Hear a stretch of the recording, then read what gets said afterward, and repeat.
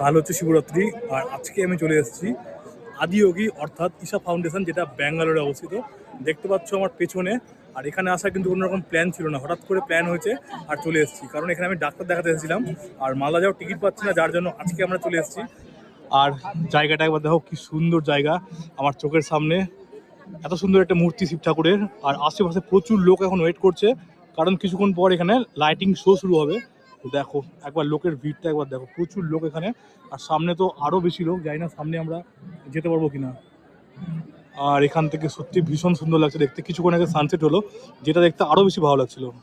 কেদারনাথের মতো এখানে দেখো শিব ঠাকুরের ডলি নিয়ে এলো, সামনে তোমরা দেখতে পাচ্ছ। এটা কিন্তু পুরোপুরি ঘাড়ে করে নিয়ে এলো। আমরা যখন আসছিলাম গাড়িতে করে তখন রাস্তাটা দেখলাম, আর ফাইনালি এতক্ষণ বাদে পৌঁছালো, কারণ অনেকটা রাস্তা তারা পায়ে হেঁটে এলো। আর দেখো কি সুন্দর লাগছে একবার দেখতে, প্রচুর লোক ওয়েট করছে। সামনে দেখতে পাচ্ছ ওখানে যজ্ঞ হচ্ছে, ওখানে তো আমি যেতে পারলাম না। আর ক্রাউড দেখো, ধীরে ধীরে কিন্তু ক্রাউড বেড়েই চলেছে।